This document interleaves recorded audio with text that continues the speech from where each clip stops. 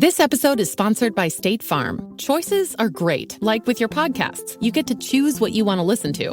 And State Farm believes insurance should work the same way. That's why the State Farm Personal Price Plan helps you get the coverage you want at an affordable price and a policy that helps cover what you value most. Like a good neighbor, State Farm is there. Call or go to statefarm.com today to create your State Farm Personal Price Plan. Prices vary by state. Options selected by customer. Availability and eligibility may vary. Reese's peanut butter cups are the greatest, but let me play devil's advocate here. Let's see. So, no, that's a good thing. That's definitely not a problem. Reese's, you did it. You stumped this charming devil.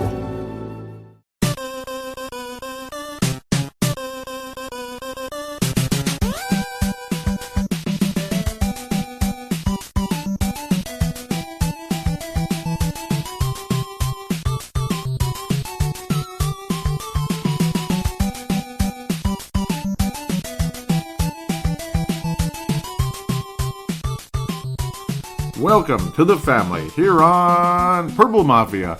I am your host, Paladino Joey, or Joey Awajan. Purple Mafia is available on iTunes, Google Podcasts, Stitcher, and Double Twist. Thank you once again for joining me today. Minnesota Vikings offense did not show up to play at all in the first half until the last few moments, and things changed very dramatically. Detroit, well, they just kind of were what they were, and they never got into the end zone. Minnesota Vikings defense showed up very nicely throughout the entire game for the most part, and we end up winning the football game 27-9. So a stark contrast a bit in the point differential from what I was predicting last week. But it was a pretty ugly game. At the end of the day, though, 27-9, Minnesota, well, still in the hunt and would be in the playoffs if the season ended today. So here we are, the famous last words, we control our own destiny. Yeah, we control our own destiny, but we still have to beat Chicago to ensure ourselves making the postseason because the Philadelphia Eagles did win today, and we will talk about that in the second semester. No, the second segment would sound better. They did win today, so Minnesota has to win the game. There's still a possibility Philadelphia might lose to the Washington Redskins, but then again, I think Philadelphia is going to beat the Washington Redskins, and I don't know, you're starting to see a bit of that Nick Foles magic again, which just makes you feel so warm and fuzzy inside, doesn't it? Isn't that just a wonderful reminder of last year? Just wonderful. I love it so much. I don't. Matt Prater definitely deserves the Barry Sanders Award pretty much every year for the Detroit Lions, as good as Matthew Stafford is sometimes. Hasn't been a good year for him, but what do you expect? It's not a good mix of coaches. It's not a good system. It's not a good feeling in that organization right now. The Detroit Lions are an absolute mess. They're 5-10 going into the offseason at this stage. They're going to either be 5-11 or 6-10. Whatever it is, they're not going to do well, but they're not going to finish well, but, well, they'll have a fairly high draft pick. We'll see what happens. Do they go running game? Do they continue to beef up that offensive line? Do they go defense? Who knows? And I'm not going to say who cares because, well, they're in our division. I do care. So I'm afraid if Detroit makes the right pick that you're going to see an improved team next year, regardless if Mr. Patricia is the coach or not. We'll see what happens for the old lumberjack if he ends up getting a second year in Detroit or if it's one and done, like some coaches have gone in the past. Matt Castle got to play a little bit today. Didn't really get to have a whole lot of fun out there. The Minnesota Vikings defense was pretty much locked down. Was pretty much outstanding. Dalvin Cook, very solid again today. Latavius Murray, quiet. More of the 2-yard cloud of dust type of game for him. It was more of a Cook type of game, and he survived both Detroit games without an injury, so that's good. It's just, you just get this weird feeling going into games against Detroit about the injuries and stuff, especially when it's, particularly against the team you played against. That's why it's Detroit for Dalvin Cook, but even with Robert Smith, he had injuries against Detroit, and Warren Moon got hit in the knee years ago against Detroit, and you got to see Sean Salisbury. How fun was that? Ugh. Rich Gannon reminds us about that, how he was benched for Sean Bleepin Salisbury back in 92. You know what? I'm still bitter about that one because I think that was a huge mistake going into that playoff game against the Redskins. But let's talk about the current Vikings quarterback who also played for the Redskins because Rich Gannon would play for the Redskins for an extended period. Kirk Cousins' numbers, excellent in the second half and in the final moments of the first half. But to start out the game, this offense was just god-awful. It was friggin' awful. I mean, you're talking like what? I don't even want to go there. I mean, we're talking basically nothing in the first 4 possessions. 3 and outs, basically non-existent. Whatever it was, I mean, we're talking nothing, Phil. We couldn't get a yard. Running on first down, it wasn't working. Passing was just, inefficient, inaccurate. And then things all of a sudden started opening up. I mean, just one time before the Vikings finally got a scoring drive very late in the first half, that the Vikings got a bit things going. They got a bit things promising, trying to get into field goal range, and then were pushed back with a couple of sacks there against Kirk Cousins. Just not a good feeling. The offensive line kind of not having their best first half anyway, but stepped up better in the second half. Kirk Cousins actually sensed a little bit of pressure, but you also saw more creativity from the offense. It had a DiFilippo look to it in the first half, the offense. I mean, there was just nothing there. It was ridiculous. It was horrible. But then you saw some of that play action. You saw some of that bootleg, which gave Cousins a little bit more, a little more space at times. So he didn't get tackled, didn't get sacked for losses or forcing passes, whatever it was. Kirk Cousins seems to never want to throw the ball away. He either gets sacked or fumbles or something. But, Kirk Cousins, since I've said his name about 50 times, survived today without getting a single blue screen of death or a single interception or fumble loss or anything like that. Hey, attaboy. Yeah, I mean, no blue screen of death and no turnovers for Kirk Cousins. Let's do it again. Well, it was against an inferior team, even though it was on the road, and a lot of times the Vikings struggle in Detroit. It looked like they were going to struggle in Detroit as they would continue to build their little lead, their 3-0, 6-0, 9-0 lead in that first half, which was like, we're not going to win this game, are we? We're just going right back to this god-awful offense that just doesn't do anything. But luckily it changed. You got to see it in the final. Well, it was going to be the final drive of the first half, probably for the Vikings. You thought Detroit maybe would run the ball out. Maybe they'd even get a field goal just to piss us off some more. But it's just amazing how many opportunities Detroit actually did have to bust this game open, to make it 14-0, to make it 21-0, to make it 17-0, to make it whatever. I mean, it could have been 17-0 pretty easily. It could have been 12-0 pretty easily. At least get one, I don't even know what I'm saying. Going crazy. 13-0 to get the math correctly. But still, I mean, it's Detroit. They're just not the same team. Their offense hasn't been nearly as good. It's not as well run. Obviously, the whole feel of the team it's just not their year at all in any way, shape, or form. They're the worst team in the division this year by a mile, and it shows. Even though Green Bay has had some yucky moments, Detroit's worse. Believe me, they're worse. They had numerous opportunities to take a sizable lead, 2-score lead, a full type of 2-score lead, 2-touchdown lead, maybe even a 3-touchdown lead in the game, which Detroit would have done as recent as a year and a half ago, something like that. Detroit would have opened up this game and probably won convincingly, but luckily for us, it just didn't happen. The Vikings defense did show up to play. Very good game, generally speaking, for the Vikings defense. Mackenzie Alexander had multiple pass deflections. He was on his man very nicely throughout the game. He was beat very mildly here and there, but it's nothing anybody's going to get frustrated with. I'm really impressed with the improvements of Mackenzie Alexander after a pretty yucky rookie year, a disappointing second year, and then now look at him. He's pretty good. So I've been happy with Mackenzie Alexander thus far, most of this season, and great improvements. He started out the year kind of yucky, and now you're starting to see something out of the guy. And Mackenzie Alexander, to me, clearly belongs. And he's been absolutely necessary to belong in this team for quite a while. You got to see Mr. Xavier Rhodes get banged up again, which is frustrating, but that kind of is what it is. The Vikings didn't get any sacks for the longest time, and then in the later stretches of the game, you got to see Kentrell Brothers get his first career sack. Eric Wilson got one a little earlier. The guy that actually finally broke through was Everson Griffin. That was nice to see. Generally speaking, Anthony Barr did make the Pro Bowl this year again, which, beginning of the year, you would have thought no way in hell, but he stepped up very nicely the last several weeks. And Anthony Barr, to me, looks like a Pro Bowl linebacker again, and that's great. He's going to have that as leverage going into the offseason for his contract negotiations. We'll see what happens. A lot of people believe he will be on his way out because, obviously, he may have priced his way out of the Vikings at this stage, and not because he's too good for us, but because, we might be wanting to spend our money elsewhere, unfortunately. And, Anthony Barr, maybe it's that old contract year thing, which often definitely plagues many Minnesota teams in the past. You give them tons and tons and tons of money, and things don't work out so great long term. Eric Wilson in relief of Eric Kendricks, who was out today with injury. Did a wonderful job today. I mean, he wound up getting 9 tackles total. He even added the sack as well. He did a hell of a job, I thought, throughout the game today. Very valuable. Beat a little bit, but not too bad. Ben Gideon also seeing many snaps, and he was a big factor with his 8 tackles. But Minnesota's defense, absolutely great. Matt Weil was pretty good as well. He had no touchbacks. He's gotten better and better. 48 punts, and boy, we needed him in that first half, and Detroit needed Sam Martin in the second half. We'll just leave that as is. Matt Weil at a 58-yarder. Really nice game for the special teams, I thought, at least for the kicking.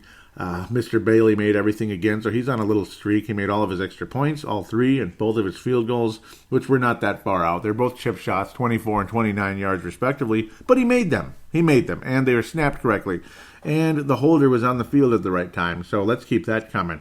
Amir Abdullah, solid kick returning. That's good. Brandon Zylstra got pegged really hard. He was tackled before he even got a chance to catch the ball, which was stupid and helped us with a 15-yard gain at the end of the day. That was helpful. On a punt where the Vikings stopped Detroit and gave the Vikings another chance. You got to see a little Aaron Rodgers play action. Aaron Rodgers Hail Mary action at the end of the half after a very impressive drive by the Vikings and, of course, stopping Detroit nicely. And then, again, them giving us a 15-yard penalty, which was helpful after it looked like the refs were on Detroit's side for the longest time in the first half or so. Very impressive drive that got the Vikings in the game, finally on the scoreboard. It took forever. The very end of the half, you finally score a point against Detroit. Good Lord, that was frustrating. But a very nice drive. Adam Thielen left wide open, and that was helpful. Next thing you know, Stefon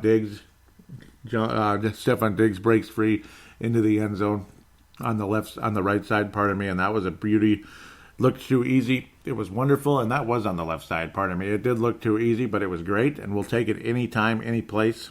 Handled nicely. Stefon Diggs, interesting celebration, sitting next to a Viking fan in the stands, about 8-9 rows up. That was pretty cool and unexpected. It just kind of came out of nowhere, but that's these celebrations nowadays. You don't know what's on their mind, but well, it's cool. I mean, hey, it's fun. Something to do. Took a little picture with her too. Very quickly. Looks like that might have been kind of planned out. If he ends up scoring a touchdown, he would do that for her, and he did. So, pretty cool. Nice to see him rewarding Viking fans that travel well like that, and that's because that couldn't have been a cheap seat, I'm telling you. So, no, that's not too cheap at all. Good play there. Looked like the Vikings were screwed. We're going to run out of time. You blow a timeout on a play that was unnecessary. Just a passing play that went 2 yards. Didn't make any sense it was just a dump off that didn't make any sense in the middle of the field with 29 seconds left. So you end up blowing one of your timeouts right away. Then you throw the pass to Kyle Rudolph in the middle of the field, and he ran all the way to the side. And he still didn't get out of bounds, or did he? It was just kind of like one of those back and forth type of play calls. Miraculously, they said he did. It was like barely, and he wasted so much time, and it was the dumbest thing you ever saw. Like, okay, go ahead and get tackled, gain your 11, 12 yards, get that first down that you need, and, don't use up the damn time to run all the way to the sidelines. I mean, that was kind of strange, and that left us kind of thinking, well, that's great. I guess it's over. And then you get the Hail Mary pass. These never work. It'll get batted down. It'll get intercepted. It won't be anything. It won't mean anything. But at least we'll get the ball in the second half, and the momentum is definitely on our side from going from 9-0 to 9-7, just like that, after a pretty solid drive. But no, it ends up being caught. For once, you finally get to see a Hail Mary completed, and it was indeed the guy who had just made a pretty dumb play. And all the fans loved him because he caught the ball. Rudolph, the redhead tight end, 44-yard end zone. I don't know, that was stupid. But Rudolph, the redhead tight end, I mean, it was appropriate as we're heading right into Christmas here, December the 23rd. How appropriate that a guy by the name of Rudolph, Kyle Rudolph, would be a hero in a big play that ended up changing the game and ultimately was the dagger because Detroit would never score again the rest of the game. Spoiler alert. Oh, spoiler alert. Detroit would never score another point the rest of the game. The Vikings defense was outstanding and the Detroit offense was bad. Extraordinarily bad. Yeah, it was bad. It was weak. It was lousy. And that's all there is to say. Matt Prater made his kicks. He's a great kicker. Detroit, though, could not execute once, could not get in the end zone once. So Minnesota Vikings red zone defense deserves a huge hand. But nice to see Rudolph, the redhead tight end, come through with a spectacular play, without a doubt.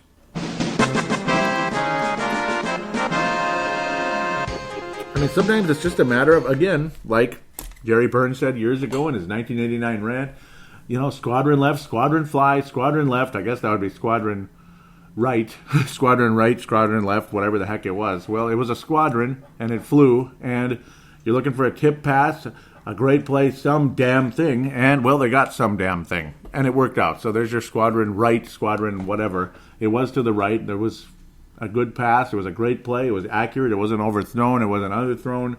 It was a very catchable play, and it was made, and that was the dagger. The game was over. Well, not really, but I think a lot of Detroit fans and a lot of Detroit players I think their frustration with the season kind of came out at that moment, thinking, well, obviously this isn't our year. Minnesota, after trailing the whole game, goes up 14-9, trailing the whole game 9-0. It's 14-9, and it's like, whatever. The rest of the game, not that interesting either. The first half, before those two wonderful little drives, was frickin' boring. The second half also was pretty frickin' boring, but the Vikings had a couple field goals and a touchdown. It was generally speaking boring, but it was better. It was better, and the Vikings' defense was frickin' awesome. Detroit couldn't do anything offensively, and that's just all there is to say. There was just nothing going in that second half for Detroit. Kirk Cousins would rack up the yards. Kyle Rudolph would get in the end zone twice, as he was able to score a second touchdown in the game, which was awesome. It looked like Dalvin Cook had a touchdown, and then a dumb, lame, behind-the-back illegal block on Mr. Robinson, number 17 there. At first, I was like, oh, great. Why are we making dumb plays like that? And then you watch the replay, and it's like, oh, that was a weak call. That was not, I don't think that was an illegal block on the back, but I don't know. Maybe I'm wearing purple and gold shades here. But, well, whatever. Luckily, the Vikings will wind up in the end zone anyway on this play. It wound up with Rudolph, the redhead tight end, as he pretty much wrapped up the Fran Tarkenton Award. At the end of the day, the Vikings could not score on the other two drives. Ended up getting field goals, but at least they went in close by, and you felt a little better. Kyle Rudolph with, again, 2 touchdowns, a career receiving yardage day. You think he's done this before, but I guess not. I mean, no. He caught all of his targets, including, again, the Hail Mary 45-yarder, which was great. Thielen had the 40-yarder that ended up setting up the touchdown to Diggs during the game. Very nice game for Adam Thielen. Did not get to 100 yards, but he got to 80, so not a whole lot of complaints there. Stephon Diggs only caught 2 targets in the game. Some of them were throwaways, some of them were batted away, but it seems like Thielen or Diggs, one of them is not going to get much, and the other one will get something. And at the end of the day, Kyle Rudolph was the difference. So to me, he was a difference maker in this game, despite that stupid play running to the sideline. Oh, that hurt. Most of the plays to him were pretty short yardage, but still wound up with 122 yards. A couple of big plays down the stretch, including, again, the Hail Mary in Detroit. There's nothing fancy about it at the end of the day. When you name it, it was just a good play, and he made the catch. That's just catch the ball. That's all. And luckily, it was in the right place, right time, and nobody was draped over him. And again, the other thing you were hoping for, if it's a tip pass, the other thing, again, pass interference penalty, something like that, half the distance to the goal. The Vikings had no choice because they were not in field goal range at that moment. That's why you had to go for a Hail Mary. You were literally in the middle of the field. Essentially, yes, 44 yards away. But, I mean, by the time Mr. Cousins had dropped back to pass, he was around the 52 at the time because he had to kind of get away from Detroit defenders to release the ball. Obviously, a step back to pass, whatever. We all know about that simple stuff. Green Bay ended up winning today. But they're out anyway, so, oh well, good for them. Fun game for Minnesota, though. Detroit could do pretty much nothing in the game. I mean, whatever. You just take it. You feel better. LeGarrette Blount had a moment or two here and there. Zach Zenner had a moment or two here and there. He actually wasn't too bad. Very early in the game, Zach Zenner actually had a pretty big play, 29 yards, scamper, which scared us all. Ended up being only a field goal for Detroit. Thank God. That's all that led to at the end of the day. Zach Zenner from Minnesota, which is nice. We're happy for him there at the end of the day. Good play. Even Matt Castle ran for 14 late in the game, which is kind of cool. Matt Castle's a pretty nice quarterback. It's too bad, he didn't live up to that huge contract he got with the Chiefs. And he was solid here, but again, he's just one of those middle of the road guys. Though I would say he's a little bit above average when he was in his prime. Still hanging around. It's amazing as he's getting minimal playing time, minimal snaps. But it is what it is. You're a backup quarterback, and a lot of times teams have their guy, and you're not going to play unless there's an injury. And in this case, Detroit it was just not Matthew Stafford's day at all. Minnesota again 27-9. So that's just all there is to say about it. Not an exciting game at all, other than those two wonderful drives. It was not good football, obviously. It was kind of ugly. It was boring most of the time, except for those couple plays. And thank God for those plays. The Vikings playoff hopes very much alive. Now I'm rambling. Let's just move on. Fran Tarkington Award for this show. I got to give it to Kyle Rudolph. Despite that dumb play, I can forgive it and still give him the award because he had a wonderful game. He had a wonderful play. And, of course, Kirk Cousins, very accurate after a horrible start to the game, and he didn't turn the ball over, so he's definitely an honorable mention for Fran Tarkington Award. 75% in only 28 passes, 253 in the yardage category, 3 touchdowns officially, 1 to Diggs, 2 to Rudolph, and a quarterback rating just under 138 at the end of the day, despite being pretty much 0 in the first half. It was so bad until that fateful drive. The Christian Ponder Memorial, I don't know, just the play in general in the first half, the play calling, the plays, the execution, it was horrible. The offensive line here and there. Mike Remmers, another couple. I thought he had a pretty rotten first half. Things got a little better in the second half, but I guess he's the closest thing to a Christian Ponder Memorial for the day. Mike Remmers, just not the best game after an awesome game against Miami. But again, he was better in the second half, so it's a very gentle Christian Ponder Memorial because this game was, it was just the kind of game you'd almost win it by accident at the end of the day. That's how bad it's gotten for the Detroit Lions. So with that, we'll take a quick break, come back, and look at the NFL and talk about next week's opponent, the Chicago Bears, who are the Kings of the North. The Bears are the Kings of the North. There's nothing we can do about it at this point, but let's at least be that second-place wildcard team. Will we play Chicago? Will we play the Dallas Cowboys? What's going to happen? We've got to talk about the Seahawks coming up as well. Unfortunately, that's a Sunday night game, but that'll be flashing in the background like I usually have it in segment number 2. So we'll talk to you then in just a moment, right after this break.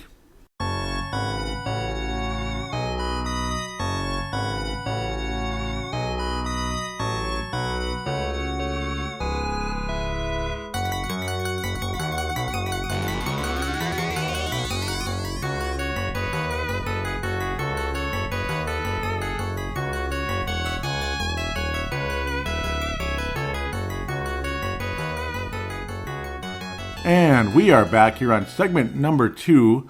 Time to look around the league a bit, the NFC North, and of course preview next week's opponent, the Bears. The Bears and the Rhinos, the Bears. Take the offense, 1st and 10 at the 20-yard line, or should we say 25-yard line?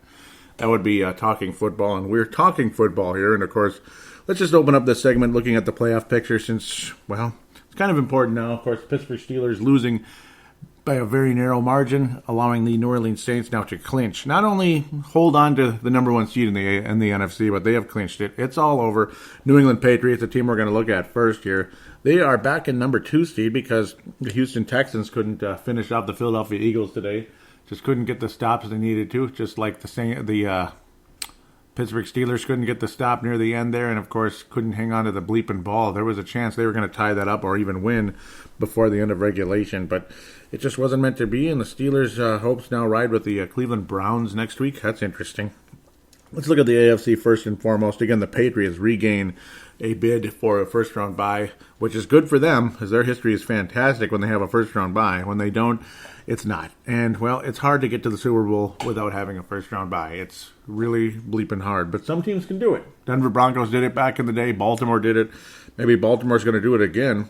Right now, they're 4th in the AFC. Let's go in order, though. Kansas City, of course, number 1. New England Patriots, number 2. Houston remaining at least number 3. They would host the Indianapolis Colts now, who have unseated the Steelers. Baltimore Ravens go from 6th up to 4th now. They would host the the Los Angeles Chargers, who almost had it. They almost had the number 1 seed if they could have hung on today and won the game. Pretty crazy that they lost, and now the Chiefs regain number 1 seed again. That's the tough part. You don't win your division you're going on the road. And, it's tough. You could easily be the number 2 team in the conference and end up being the 5th seed. That's pretty much how the Denver Broncos ended up winning the Super Bowl. It was Kansas City, ironically, who had the number 1 record, 13-3, with, was it Bono? I think it was Bono leading the way. Yeah, Bono, the quarterback, who used to be a backup to Joe Montana in both San Francisco and, of course, Steve Young for a short time, and Steve Bono, San Francisco, and then ultimately Kansas City for a short time behind Joe Montana. Steve Bono had taken over. No, it was Elvis Gerbach, actually. Bono had already gone. They had their little run in, I believe it was 95, 96, sometime around then. They had a great record. I think it was 95, and they got knocked out right away by the Indianapolis Colts with Jim Harbaugh. That's what it was. And then that was Bono. And I was like, people were like, can you believe they lost? I'm like, yeah. Yeah, because Bono's not that good. Steve Bono's a backup quarterback. Sometimes, it's Kansas City. That's how they are. This time it's a little different. I think their quarterback's fantastic, but we'll see. We'll see. The Chiefs have let people down many, many, many times. They had Trent Green with a great record. They had Priest Holmes with a fantastic record in 2003. They were tops in the AFC, and they lost right away to the Colts. Yeah, the Indianapolis Colts, not Baltimore.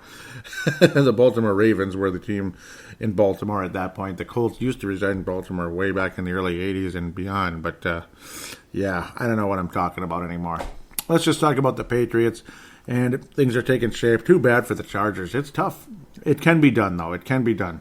And I think it absolutely can. New England Patriots regaining the possibility of getting back to the Super Bowl, of course, beating Buffalo, which isn't that big of a deal. It's kind of like the Vikings beating the Lions. But, of course, the Vikings couldn't beat Buffalo this year at home. But the Patriots did beat Buffalo at home, thank God, 5-10, just like the Lions, 10-5. The Patriots are. Vikings just as easily could have been 10-5 this year, but they just weren't. Josh Allen, not really that good, not really sharp, poor quarterback rating, multiple interceptions, too many attempts, not accurate. Tom Brady, not that great either. But Buffalo's defense is fantastic. Brady had a couple of interceptions in the game. Brian Hoyer even actually attempted a pass in the game for a moment there. Tom Brady shaking up a bit. 54%. He's not been sharp the past few weeks, but we'll see. Every time you think Brady's done, he ain't done. So we'll see. Sony Michael leading the way. Sony Michael, that's an interesting name, right? Sony Michael leading the way with 116 yards. Rushing and getting in the end zone. James White as well. You got to see Cordero Patterson rush 4 times, a 27-yard scamper. So good for him at the end of the day. Patriots win. Bottom line, they're back to the first-round bye, and I think they could beat Kansas City. They already did this year, so I'm absolutely convinced New England could beat Kansas City. Could they beat the Saints in the Super Bowl? I don't know about that. I don't know. But the Steelers almost did, so maybe they can. The Steelers almost did. Again, Kansas City, Seattle coming up. We'll probably get to that more in the background versus Jared Bayless, huh? He's alive. He's actually playing for the Timberwolves now. That's pretty weird. But what am I talking about? Yeah, we'll talk about that more in the third segment as we get further and further into the show and further into the evening. The Oaktown 3-11 Raiders host the out of the playoff 6-8 Broncos. Sorry to say that to you, Mr. Gerald String out of Nebraska, who is his second favorite team was Denver. My second favorite team, New England. Yeah, we all know that already by now. Any of you out there, if your second favorite team was the Raiders, gosh, just a couple of years ago they were so promising, and that's got to suck. I feel for you, honestly. Tennessee hanging on, trying to make it, but they're not going to because just very few teams are going to make it in the AFC. Miami's done. Last week they were pretty awful, and then this week, no. Tennessee Titans 25-16 over the injured and not going to make it Washington Redskins. Baltimore Ravens beat the Chargers in Los Angeles. This is a big one.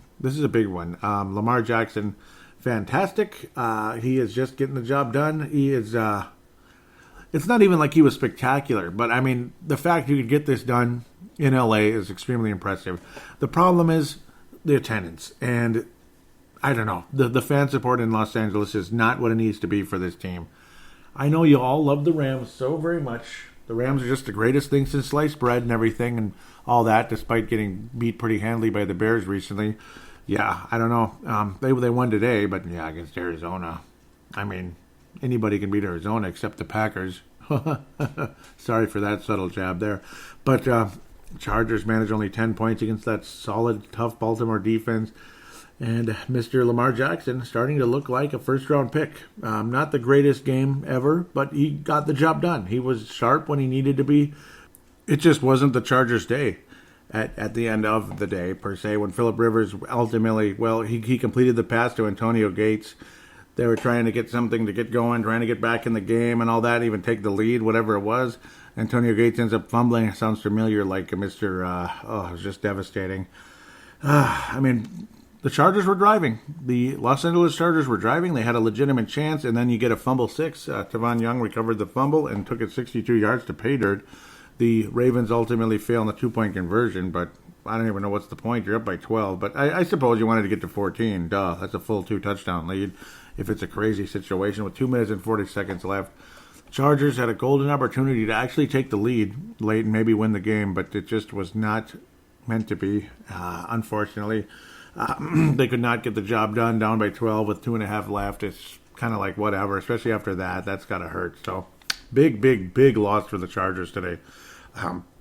So that's definitely shaking things up over there in the AFC. Chargers had a legitimate shot of catching Kansas City, and it doesn't look like it's going to happen. Cleveland Browns, unfortunately, it doesn't. They're not going to be able to make the playoffs, but with 7-1. But man, they're back to 500. What a completely different team they are compared to last year. They are legitimately better than Cincinnati this year, which is great. They swept the season series against the Cincinnati Bengals. That deserves a nice hand. Congratulations, Cleveland, taking care of business over the Cincinnati Bengals on the road and at home today in Browns Stadium. How creative. Just like their helmets are very creative, but I don't care. I think their uniforms are cool, man. I like their uniforms. They're all brown with the yellow stripes, orange stripes. What am I talking about? I think the Browns uniforms are cool. They're kick-ass, and I love what they're doing. I love it. I hope they keep it coming, man. And Baker Mayfield, man, why'd you have to play like crap in the one game I got to see? Because, in the one game I got to actually watch the whole thing live. That was nice. So here you just get the little highlights here and there, and you want to keep up with it. You're in there with red zone and all that. But 3 touchdowns for Baker Mayfield. No turnovers at all. 284 yards. Completed through 73% against Phil Driscoll's nephew. No, I'm kidding. Jeff Driscoll. I'm just messing around. He was actually really good. He was, but they were playing from behind the whole game. Cleveland just kind of started kicking some butt in that second quarter, taking a sizable lead. And good on them. Good on the Cleveland Browns against the Cincinnati team that's, I don't know, are they ready to make a change of coach now after they re-signed him again at the end of last year when everybody thought the Cincinnati Bengals were going to move on from Marvin Lewis? They re-signed him. They thought they're just going to say, okay, your contract's up and it's been good. Thank you for the memories of getting us to the playoffs but never winning a playoff game for 16 years. But thanks. No, that just isn't what happened. And we'll see if it happens this year finally. It's overdue. But Cleveland, hell of a job. And, I'm impressed. 7-7. Whatever they're doing there, keep it up. Keep it coming, because maybe they will be a playoff team next year.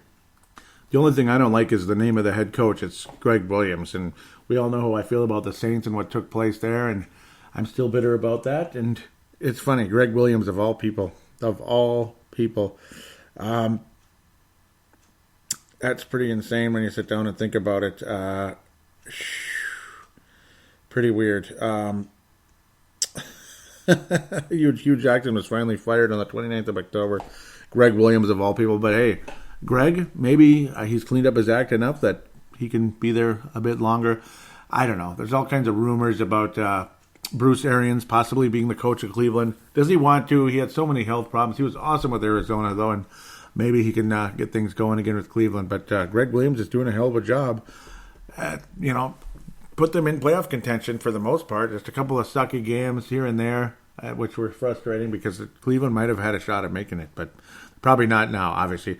The Dallas Cowboys, they wrapped up their division versus the Tampa Bay Buccaneers in AT&T Stadium, 27-10. Dak Prescott and the Dallas Cowboys, again, 9-6. When I stare at 9-6, I'm staring at that number right now. Make a bleeping kick. Just one Daniel Carlson. Maybe you could have still been here. You could have got things together. Even though Prefer says, oh, yeah, we knew we were going to correct it. Well, then correct it, Christian Ponder. Correct it. It's easily correctable, then correct it. That could have made a nice difference. I like Dan Bailey, but if Daniel Carlson has the boot that he supposedly has, and he's got the future that he supposedly has, I wouldn't have minded keeping him around and, well, make one of those damn kicks, just one damn kick. And I'm looking at 9-6 right now with a purple banner with some gold siding. You know, it's not asking much, is it? Is it asking much? Just that one, 9-6. I mean, just small stuff like that. Now, of course, again, the BS call on Clay Matthews, Mr. Guy who likes to fly like a bird in State Farm commercials. Yeah, that guy. There's that, but well, maybe we could take a call going our way once in a while in a Packer game, because yeah, I think some people out there might think the few calls have gone the Packers' ways over the years. Jameis Winston, well, nice game on paper in terms of passing yards and all that, but he fumbled twice, and that didn't help. Dallas' defense holding strong at the end of the day, and Dak Prescott was sharp. He's not that good, but he's sharp. He's good enough. He's at least a legitimate starting quarterback. Let's give him that. And of course, Ezekiel Elliott is one of the best players in football overall. Of course, one of the best running backs in the NFL, but one of the best players in the whole league, I think. Mike Evans also a great star receiver for the Tampa Bay Buccaneers. So a team that, it's unfortunate, they should be a lot better than they are. I mean, there's a lot of talent on this team.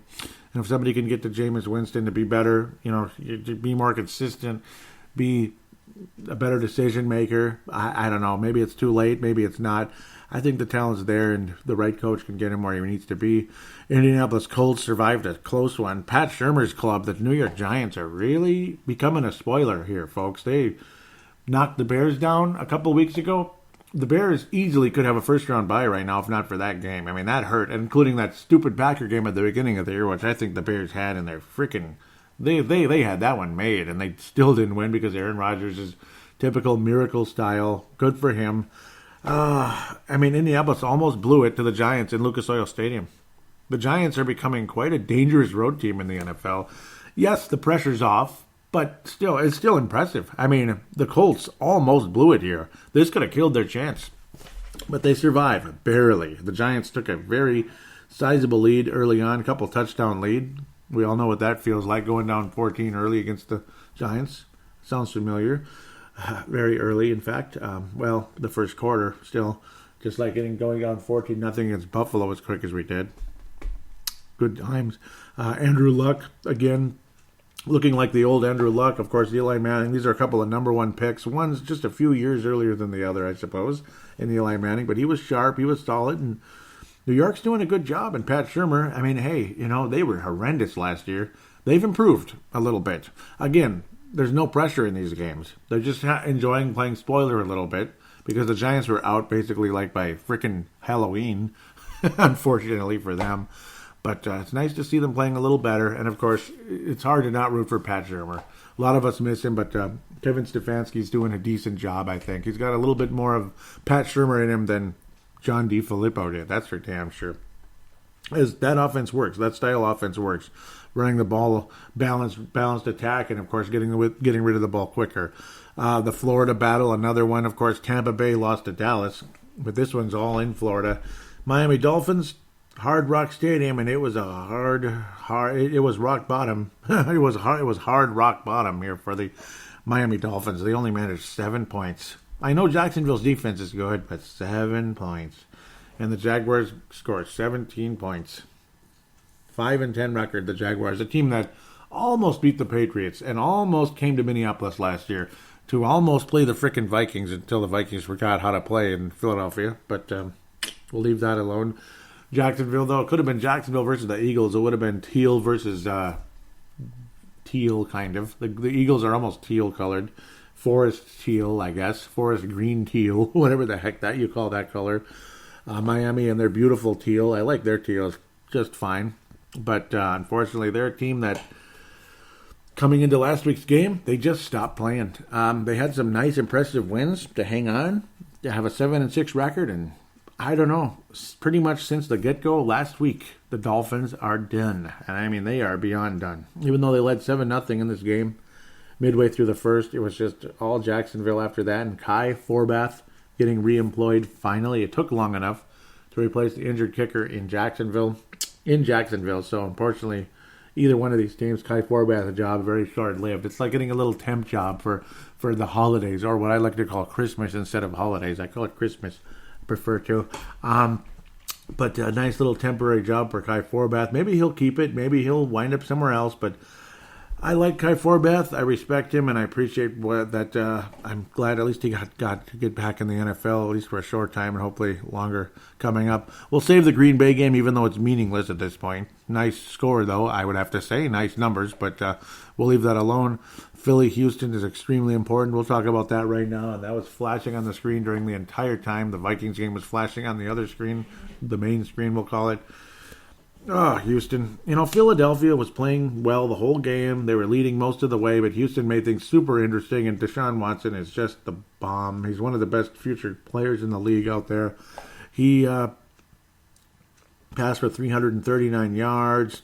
He got sacked 4 times, which was unfortunate. He lost a fumble, which did not help. Still had a good efficiency rating throughout the game. And after a slow start to the season, he's really come on nicely. But unfortunately for Houston, they've lost a couple of games lately when this team just maybe could have gotten a first-round bye. I'm thinking the chances of getting it now very, very, very slim. Philadelphia is still hanging on, and the very team that knocked the Vikings out last year in such an ugly fashion, trying to do the same thing again as they're the last team remaining, the very last team remaining that could knock the Vikings out of the playoffs should things go awry. Philadelphia will be playing the Washington Redskins next week, which tells us that they're probably going to win the game. Washington's not going to be playing for anything. Philadelphia is playing for everything. They're trying to defend their championship. And here's the other problem. Carson Wentz, how he's a fantastic player, right? Number 2 pick in the draft. An Eagles team that wasn't good just a few years ago, bringing guys in, bringing the right guys, some young players, right draft picks, some other young players that were good, but were kind of left on an island. And next thing you know, Philadelphia's got the best offensive line in football, one of the best defensive lines in football, multiple good tight ends, especially Mr. Ertz. And then you bring in Carson Wentz, and he's fantastic. And the Eagles make that move to get him. And how good was Carson Wentz? Just beautiful. And then he tears his ACL in a weird dive play. And then Nick Foles, who had some spectacular statistics for Philly years ago, went to St. Louis/LA. No, St. Louis at the time, and just didn't do anything. He just didn't do anything. I forget who else he went to, but just basically was a nobody.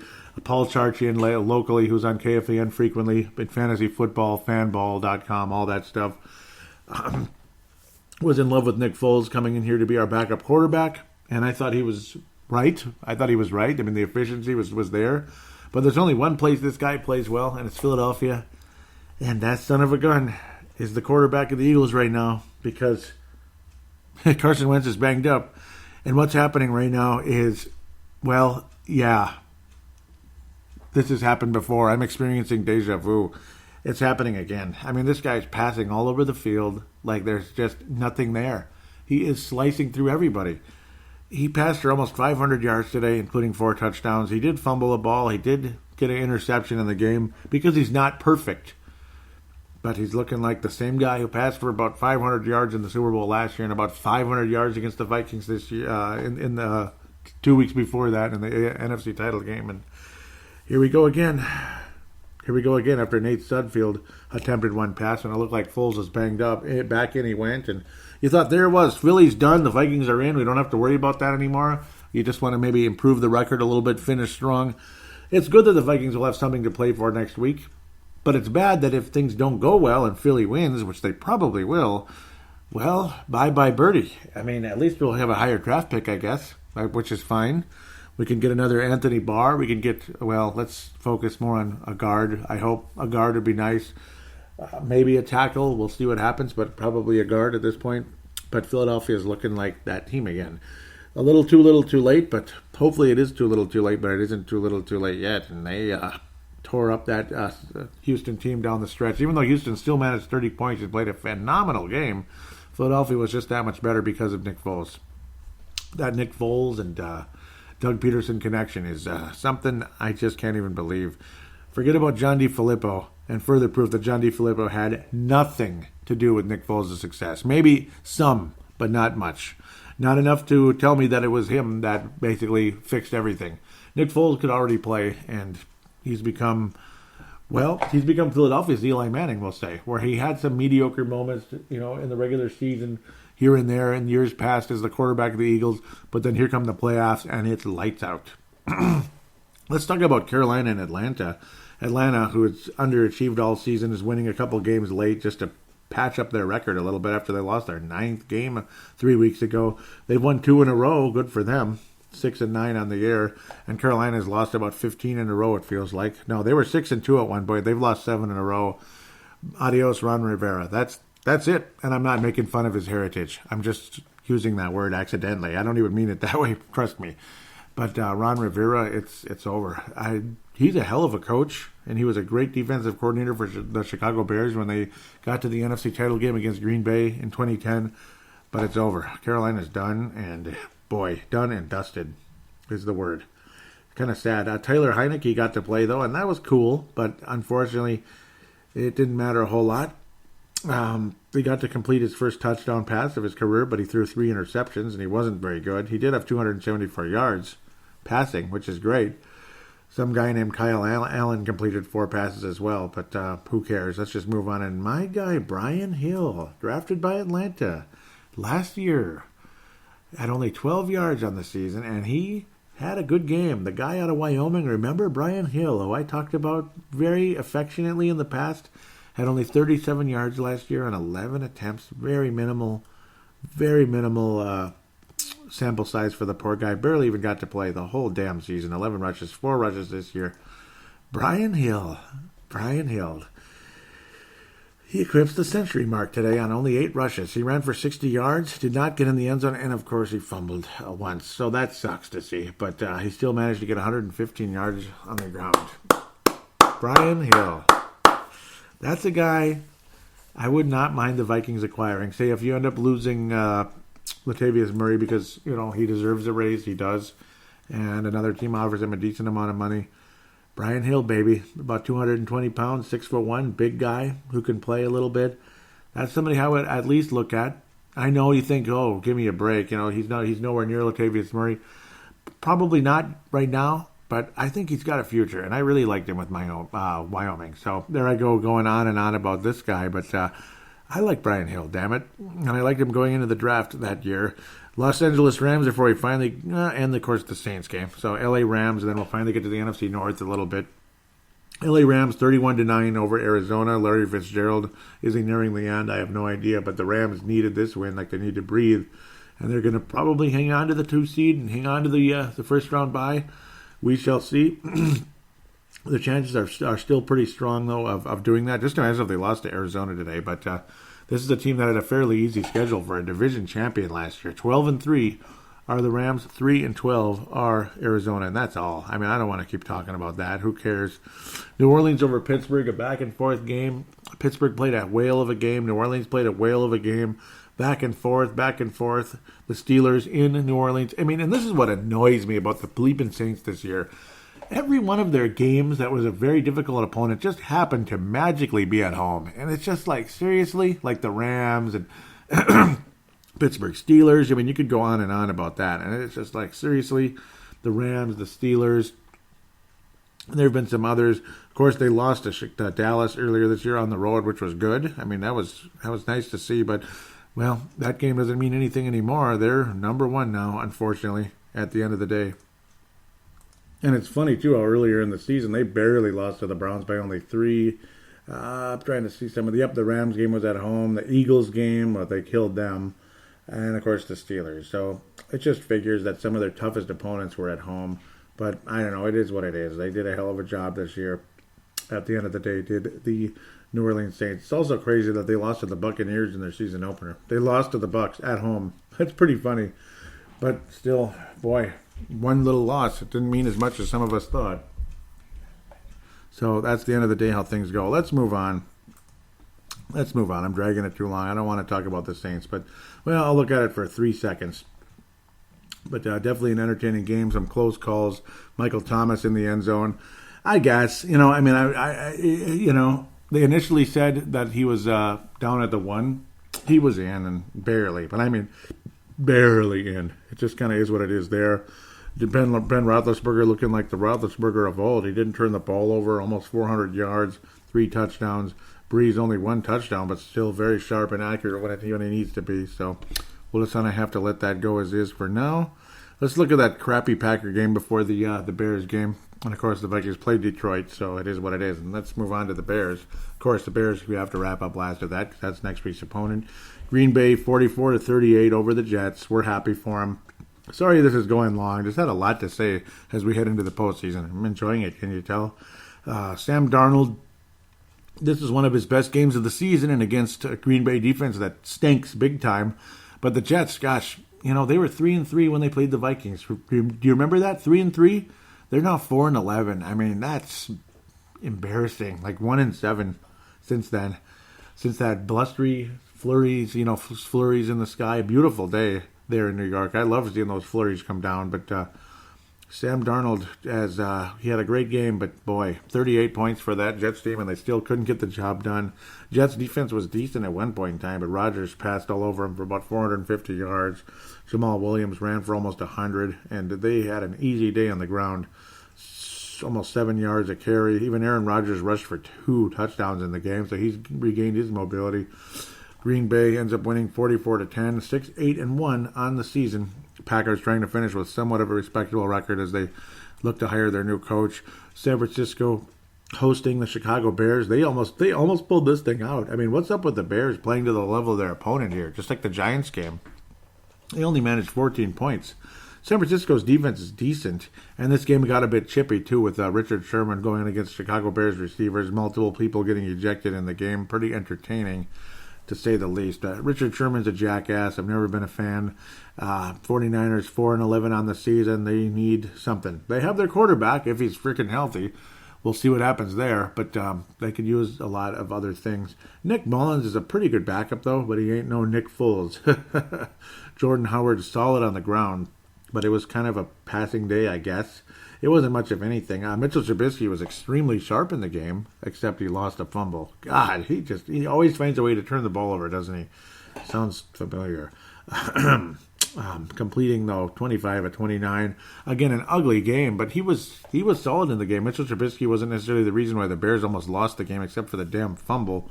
49ers end up making things quite interesting for a short time there. Making things interesting for quite a while, honestly.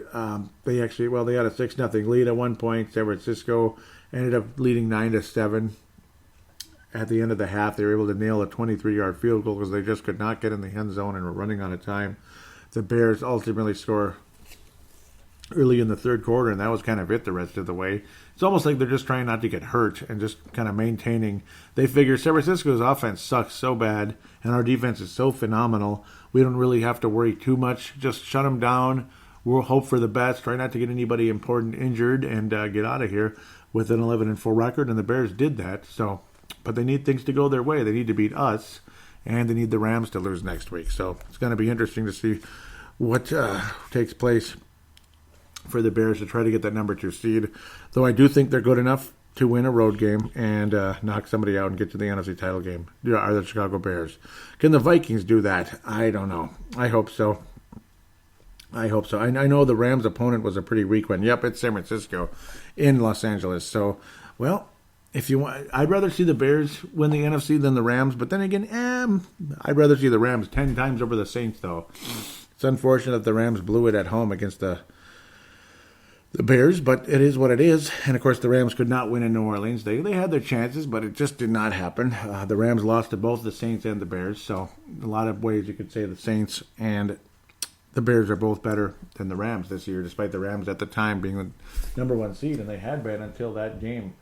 Seattle has scored early against the Kansas City Chiefs. So that's going to be interesting to see how things go there. Let's talk about the Bears coming in here. Minnesota's going to play Chicago, of course. I don't expect to say a whole lot, even though it's an extremely important game. And again, I apologize for dragging this out so long, heading into the playoffs. Chicago's offense, I mean, is Mitchell Trubisky, again, do I have to say this again and annoy you out there? Is he just going to be another Grossman for the Bears, or is he a better version? I will say he's a better version because of his athleticism, and obviously he's capable of being very efficient. Again, this is the kind of game they just wanted to get out of there without getting hurt, and they almost did get hurt, and of course multiple receivers ejected in the game. Richard Sherman just mixing things up for what reason? He's just a jackass. Jordan Howard, obviously good solid running back. Tariq Cohen ran all over us in a couple of plays, but Howard's the main guy. Tariq Cohen can be pretty interesting at times as well. He's the McKinnon, I would have to say, between the two, even though Jordan Howard can definitely be a receiving back as well. Chicago's defense, man. I mean, it's all about Khalil Mack and some of those other studs there that they got. I mean, Akeem Hicks is still really something, obviously. Danny Trevathan got an interception today. Obviously, he's been a factor at times. Leonard Floyd. I mean, these are all names that just get the job done. These guys were all here last year when the Bears gave the Vikings a hell of a time as the Vikes tried to get that 13-3 record and hope to God that somehow, some way, Philadelphia would lose home field, but they didn't. Kyle Fuller, obviously, a guy who's been a factor for a long time for Chicago. He's got a lot of talent. Khalil Mack, though, is that MVP player. Amu Kamara. How could I not say that right? I obviously know who that is. Obviously a huge factor for the Bears as well. I mean, there's talent up and down their defense. Eddie Goldman. It's going to be a very, very, very low-scoring game. I don't think it's going to be 25-20. And if it is, I don't know. Either Kirk Cousins explodes or Adam Thielen explodes for something special, or our defense has a lapse, or there's a pick six in the game by one team or the other. I think there will be there will be defensive scoring on both sides in this game. I think the Vikings and the Bears will each get at least one touchdown with defense, maybe even a special teams touchdown, which could be the difference in the game. The Vikings have something to play for, and the Bears have something to play for. The Bears still have a shot at home field. You know, as long as San Francisco helps. As long as San Francisco beats the Rams and the Bears beat us, the Bears are number 2 in the NFC, and they will very, very likely be in the NFC title game in New Orleans. Very likely, despite some pretty crazy upsets coming along the way, like somebody knocking out the Saints. Maybe the Rams do. But I doubt it. I don't think they have the mental toughness to beat the Rams in New Orleans, to beat the Saints in New Orleans. Chicago does have it. I think Chicago has that it factor. The hope is the home field, this and that. The Vikings play well at home sometimes. They play well at home against their divisional foes, the Minnesota Vikings. Yes, we do. Against teams like Buffalo, who we think, we're going to coast over, San Francisco as well earlier in the year, we slack off and play like crap. But this is going to be a very emotional game. I expect it to be pretty entertaining. The Vikings offense has been significantly better the past few weeks. And again, yes, it sucked big time in Detroit. Yes, it did, until a couple plays took place. I'm scared to death about this game. I mean, the Bears gave us a hell of a time last year. I'm surprised the Vikings even won that game last year in US Bank Stadium. It was that frustrating. And it's not because I love the Bears, but because their defense is that frustrating to play against. I don't know, man. I don't know. I like the Vikings' momentum right now. The Bears, I don't know. I mean, it's all about getting that defensive turnover. The home field advantage makes a difference in a game like this. It's one of those little nuances that, you know, it makes that slight difference that can get the job done. It's going to be a weird game, like 21-20, 21-17, something low scoring, something like that. Maybe it will be 25-20. I don't know, but I'm going to go with 21-17. I think the Vikings do survive. They make the playoffs. They beat the Bears in this game, which I know is a very risky thing to say. Not sure how I feel about the game in Chicago. In fact, I don't feel positive about it at all, if that's indeed where the Vikings go. Seattle, unfortunately, is winning tonight, which doesn't help. But, well, it is what it is. I'm not too surprised one way or another. But that's where I'm going to stand at this moment. The Minnesota Vikings barely beat the Chicago Bears. I think, again, better running game. You're going to see more running game, more balanced offense than you saw last time. If Kirk Cousins can protect the ball, hopefully we'll be okay. But I have a feeling there's going to be some kind of a funny play that's going to give the Bears a very good chance to win the game. Multiple turnovers by the Vikings, the Bears win.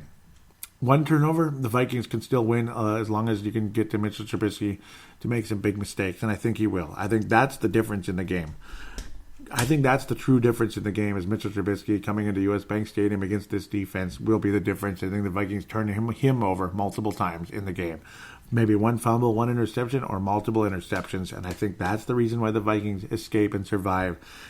Possibly a red zone interception when it looked like the Bears might have something going there. Something crazy like that. But and another one where the Vikings actually score a touchdown or come very close to scoring and then ultimately get points at the end of the day because of the great field position after the turnover. But Minnesota will win the game, in my humble opinion, 21-17. I'm optimistic. I'm hopeful. I feel there's a better balance offensively. I think it's going to be a very black and blue, frustrating, low-scoring game. We're talking single digits for the first half, and then Minnesota barely escapes with by the skin of our teeth. And that Dan Bailey will come up big when need be at some point, if it comes to it. Maybe it's a 7. Maybe we only score 17, and Bailey ended up hitting a field goal very late. But we'll see what happens. With that, we'll take a break and finally get to fan interaction.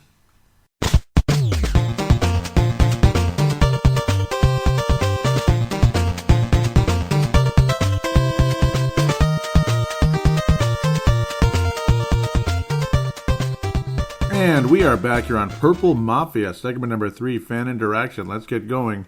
Twitter account, at Purple Mafia Show, at Purple Mafia Show for the Twitter account. Want to thank Malcolm McSween out of Southern California, Vince Germano out of Australia for retweeting the show. Thank you guys very much.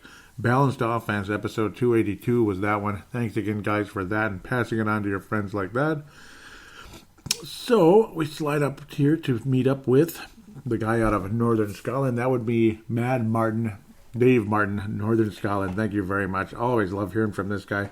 He says, good win last week, but I have no doubt. I love how he says that. They let us down today. Sorry, no audio. I have no voice the past week, starting with Merry Christmas, brother. Thank you very much. So not feeling good, huh? I understand with you. Nice. Gotta like that little bottle holder. Minnesota Vikings looks very classic, and that looks old school. I like it very much. He says another 3 and out. Could be a lot of this going down. Running it on 3rd and 6. Normal service resumed on O. Yep, and it's been very frustrating. It was. That first half was unwatchable. Painful to watch so far. Not sure I've enough beer in this have enough beer in for this game. How the hell does a team come out so flat with so much to play for? Yep, and it's only going to get, I mean, it's like, he says, I wasn't joking. It was like, here we go again, need a win against the Bears, build confidence, and we'll see where the chips fall. I was saying that what a rotten start, yep. So, yes, let's get out of there and move back up. Talk about a turnaround, 24 unanswered points. So win this, and it's playoff mode next week. Win and stay in. Eagles play the Redskins. That's in the bag, and I agree. They will win. He says that with the Eagles winning, the playoffs begin for us. Yep, so literally like next week is like a playoff game, or it is a playoff game. I'm happy for that. Team needs to win to stay in. A loss, and they deserve to be out. It's all about momentum now. And you know what? I agree with that. That's why the title of this episode is Earn It, because the Vikings need to earn it. They need to earn it, or need to earn it, basically. They need to earn it because, well, I mean, it's been the kind of year where they've screwed around too much. Losing to Buffalo at home, tying with Green Bay, give me a break. They almost lost, too. The game against San Francisco, all the way back at the very beginning. Come on, fumbling against the Rams when you had a chance to pull off one of the great upsets of the year and make things extremely interesting. Because, well, maybe we were supposed to be as good as the Rams this year. Remember? We were supposed to be as good as them, like way up there at the top. We were supposed to be a Super Bowl contender. And we kind of looked like it for a minute, and then we fumbled the ball away, just like clockwork. So it's what it's all about, all right. He says, thanks all the way from the Mall of America. I wonder what he was saying. Oh, yeah, I do like the bottle. So he got it from the Mall of America. Oh, okay. I see. He must have also gotten this Christmas outfit, which is really cool. It says touchdown with the Christmas lights flashing and Dave Martin celebrating there. That is an awesome Christmas shirt. An awesome Christmas sweater, pardon me. Got that Christmas sweater, Viking colors. You got the 50, the 40, the hash marks. You got everything going on there. That is some beautiful stuff. So who's out in the flat there? Yeah, that's the center field, though, because obviously the hash marks and the numbers and all that. But so who's open out in the flat? Is it Stephon Diggs? Is it Thielen? Is it Kyle Rudolph? Today, Kyle Rudolph was open in the flat when it mattered most, and it did help us. But he was also open in the end zone, kind of, because the the Lions were screwing around. They did not put a good enough effort, but hey, still got to make the play, still got to make the catch, still got to be in position to make the catch, and a good, accurate throw by a man by the name of Kirk Cousins. Mad Martin wraps up the Twitter account area saying, the question is, what Vikings team turns up next week? Too inconsistent this season for me to have much faith in the team. In them, pardon me. I agree with you. I think it's one of those. See, we've had many of these games every year, or not every year, but almost every year, many times during the past when we're a fringe playoff team. We host the Chicago Bears in the final game of the regular season, and it's a big, big deal. The Vikings seem to always come out ahead in these, regardless. It's a close game. There's going to be some turnovers. The Bears will lead in the game. It'll look like the Bears may have it in the bag, but I think the Vikings somehow squeak it out. What happens after that is all on them, boy. Just like this week right now, it's all on them. You don't win this week, your chances of making it are probably done, because I think Philadelphia beats Washington. I think Washington has nothing to play for. I think they're done. I think they're kind of in bleep it mode, and that's where things are headed. Awesome posts, Mad Martin. Thank you for those pictures. You are a star candidate like you are every week, and you are a legend. And you're absolutely, absolutely getting in the hall this year. And I know I keep saying that, but it's a fact. It's like the first ballot for him. He's on the ballot for the first time. Because I remember last year, I had to put some of the older members that have been around forever, and they're so fantastic, and they all deserve to get in. They were the first guys on the ballot, and those guys got in right away because they deserved it. Obviously, they'd been around since like the beginning of the show, some of them. But no, Mad Martin, you are getting in immediately in the second year ever, and first time on the ballot. So why do I keep repeating myself? But hey, I'm sure you enjoy hearing that at the very least. I did make a post here that is a rant of mine. And it's been a rant for a long time, because we're talking 2012. Me and my friend Paul Toonovers Caniff, who rumor has it he just possibly might be moving back to the Twin Cities again from eventually. It was originally Seattle in 2013. He left the Twin Cities after the Vikings beat the Bears in a meaningless season, but we beat the Bears in the final game of the season. We just always win that game for whatever reason. And then, of course, the construction commenced immediately on tearing down the dome and digging into the ground, getting those pillars going for the U.S. Bank Stadium in a very, very freezing winter. That was the coldest winter in a long time, and coldest since. But we had a rant earlier in 2012. We were looking at 4K TVs, just looking at them, of course, because back then they were a bit more expensive than they are today. Now they're extremely reasonable. It's like buying a 1080 back then, where they had gotten more. That was when 1080 started to get reasonable. 1080p, of course.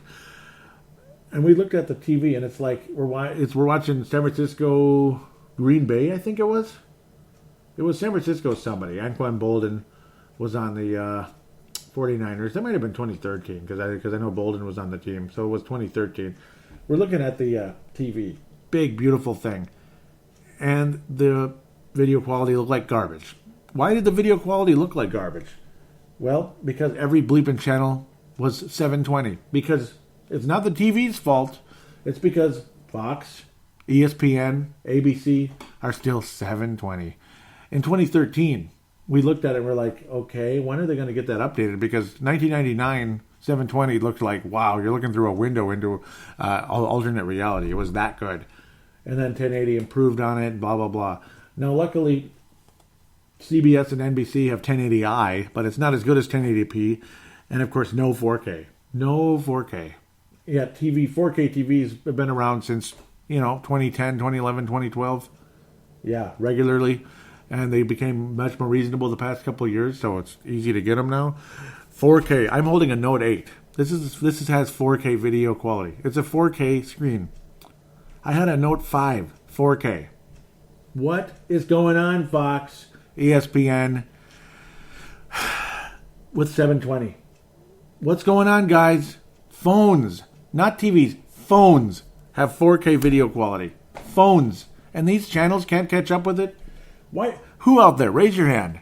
Do you want to watch an NFL game in 4K quality with your 4K TV that you bought maybe 2-3 years ago, some of you? Do you want to watch 4K NFL football right now? Wouldn't that be beautiful to watch the Seahawks and Chiefs in 4K? How about the Vikings and Bears in 4K next week in U.S. Bank Stadium? Wouldn't that be better than 7-20? Really? I had to get that out. I can't even believe that we're still stuck in that level of technology. I don't know why these channels that get billions of dollars in ads every single year cannot upgrade a damn thing. I mean, some of them, again, didn't even upgrade to 1080. Fox didn't. ESPN didn't. Fox and ESPN cover sports more than anybody. CBS does sometimes, obviously, like, Sundays for football and 11, sometimes. Obviously, hockey, and hockey games look great in 1080. But 4K, so it's really ridiculous. Oh, but Netflix and YouTube have 4K. Yeah, they do, but why can't regular channels have it? I'm getting tired of this crap, man. I didn't, we should be able to, get the quality we've paid for. But anyhow, maybe that's why they're cheaper, because they figured, oh, well, only a couple things have it. Let's move on. Mark Carlson was like giving me a gold star for that statement, literally. So thank you, Mark. That is awesome of you to do. And yeah, it's true, isn't it? Tony Coleman, Mark Carlson out of Iowa, Purple Mafia Hall of Famer. Tony Coleman, Purple Mafia Hall of Famer, says, I always thought Fox's HD coverage was awful. It is. It's 720. I mean, it's 1999, man. I love 1999. I think a lot of things were better, even though I'd rather go to 89. Things were way better in 1989. Not technology, though. The technology is what's not good. But everything else, music, whatever. Yeah, music wasn't that great in 99, but it was good in 89. Okay, Tony Coleman says, when I lived in the Twin Cities, it was worse for some reason. Now that I live back in South Dakota, it's not that bad. I have DirecTV here at home, and it's way better than in TC. Than in the Twin Cities, that's what he means. I wonder if there's some regional thing. I think you're right, actually.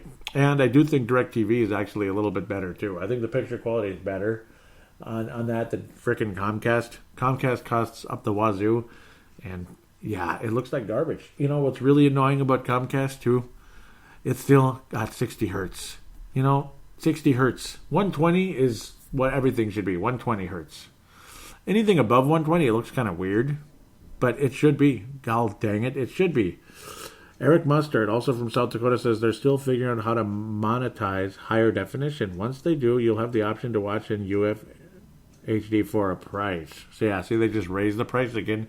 Just like you pay more for HD than standard definition. Now, who the hell is going to get a cable box with standard definition on it at this point? Pay for all that cable TV with standard def. You'd get a headache looking at it on these TVs. Unless you're still stuck with the tube TV, which I think would be kind of weird. He says, seriously, though, I suspect this has to do with available broadcast bandwidth. That's probably a big part of it. You do make a point, and I was kind of thinking that, too. It'd be tough. I understand it's bigger, much bigger video quality. So, as far as I know, only Japan does regular broadcasts higher than 1080p. It's been a while since I looked into this, though. So, interesting thoughts, Eric Mustard, and Tony as well. Interesting. You do bring up a point. I was thinking that too, that there's the bandwidth issue would be tough. And that's why, obviously, YouTube, it's kind of, you're relying on your own bandwidth, from your, this thing right here that I'm putting my hand on. This is a cable modem I'm grabbing right now with, of course, built-in, wireless router inside of it. But, yeah. Okay. I mean, I get it. Yep, you make plenty of sense on that comment there. So, totally got it there. So we will move forward. This was in the in-game thread. There's talk about, yes, Rudy, great play. Nice that we got these guys in the first half. And Tony Coleman also in the sweater, in the Vikings Christmas sweater. Gotta love that. He was saying, Merry Christmas, Purple Mafia family. May Rudolph guide Santa's cousin Slay to victory. And that was good. I love that. That was tough. That's a tough situation. He says, what the hell is a dink and dunk? What the hell is a dink and dunk? Well, it means short passes. Come on, Kurt. Kurt locally. Mark Carlson says, where's the start button on the slacking machine? On the stacking machine, pardon me, yeah. They were slacking, but I mean, I get what you mean there. Glad that they woke up. Yeah, things got quiet, or I don't know. This whole thing is kind of weird. I know Mr. Peck out there helped me a bit too, kind of showing me how to adjust this. It adjusted, and then it's still kind of funky all over the place. I should actually have gone back to that, because I know, yep, James Beck commented. He says, hey, Joey. Hi, Joey. This is on the thread from the last episode release. Great episode as usual, and a much-needed win. Regarding the issues with the in-game thread, Facebook defaults to most relevant when looking at post comments, whatever that means. Could this mean... Could this be your problem with your comments getting messed up? And yeah, I think it does. I think that is what's going on. It puts mine first, though, which is kind of mean. Like, why are my comments going ahead of everybody else? I'm not that important. I'm not. But no, yeah, it does look like it's in order now. It's weird, though, how it completely dies at a certain point, but that's okay, I guess. I think people did get quieter in the second half because we were enjoying the game more so than, getting mad or whatever and posting on here. I guess that's what it is. Yep, Brett McCarthy out of South Dakota said glad they woke up. So now we'll get to the post-game thread. I do not believe there were any posts to the page, if I remember correctly. That's something that's easier to get to. And also, there were no call-ins today. Maybe we'll hear from Mad Martin in a week or so. We'll see what happens. Probably going into the playoffs. And I encourage any and all of you to do your playoff predictions. I'm going to probably post a thread about that as the playoffs start. And I understand if some of you would like to pick the Vikings to win the Super Bowl. That would be fun. So, nope, no new posts. And, of course, no calls either that I'm seeing. Let's see if something else just popped up at the last second. No, that's Netflix. Top suggestions for Joey. Well, thank you for making me feel special by saying top suggestions for Joey. Thanks. Thanks for suggesting. Yes. So the post-game thread, and it is accurately up here in order and all that good stuff. Curtis Pate says, well, Eagles won, LOL. What does this mean with our playoff run? And I was saying, well, winning in next week. Otherwise, if they win and we lose, we're done. Yep, and that would be the suckiest thing of all. Curtis Pate. He says, we got a tough game with the Bears, and yes, we do. Yes, we do, and that's just the reality of it all. Brett McCarthy, South Dakota says they came alive in the second half. Dave Hickey out of Iowa says, I've been very busy today preparing the house and stuff for our holiday celebrations tomorrow, so I wasn't able to watch the entire game, but the first half was ugly as usual. It seems as though Zimmer is never ready for a game. Don't get me wrong, I don't want him replaced or anything, but like Mark said, this is not a playoff team at all. You need to have your shit together from the get-go. And I think he means Mark from, of course, he means Mark from Iowa. Yep, he was frustrated. Yep, Mark Carlson, pardon me. You need to have your shit together from the get-go, and for whatever reason, they don't. I'd like to see them, if they ever do, but these players and coaching staffs are never on the same page through a whole game. Merry Christmas to all of you, and may God bless you all and your families through the holidays and throughout the coming year. And thank you very much. God bless you, Dave Hickey, as well, and great thoughts. Definitely Purple Mafia Hall of Fame there. Cedric Paulding, Mississippi, says, heck of a second half. Skull. Hopefully Seattle loses too and we're moved to 5th place and get Dallas in the wild card. And that would be great. I think they're a more likely team to beat than the Chicago Bears. I think going to Soldier Field, regardless if we blow them right out of the water in U.S. Bank Stadium, I think we're in trouble. Yeah, here's an example of it getting weird again. Yeah, because see, Dave Hickey's post came up ahead, and then Mark's is behind. I don't know, it's backwards. Oh, I see what happened. It puts the newest first. So I should have gone to the bottom and then scrolled up. It used to do it opposite way, which is stupid, but okay. Whatever. Mark from Iowa says this isn't a playoff team. Mark Carlson, no way, no how. I thought maybe the end of the season the team would have settled down and become more consistent in their play, but you still don't know which Viking team is going to show up. I have very little faith in the Bears hunt next week. It's all on the line now. Skull Purple Mafia Nation, have a Merry Christmas, all of you. Mark from Iowa. Yep, thank you very much. And God bless you, Mark from Iowa. Awesome thoughts. Thank you guys very much. The passion throughout the week, always. Josh Mayer Henry, very passionate throughout the whole thing in the in-game thread. Tony Coleman as well. Tony Coleman, Josh Mayer Henry, Brett McCarthy, also always very active. Eric Mostard with some interesting comments as well. He deserves a star. Absolutely. Eric Mostard deserves a star. I believe he got the gold last week, if I remember correctly, which he did get his first, maybe a second, I think. He may have gotten one kind of recently as well, maybe last year even, I forget. But Eric Mostard is from South Dakota.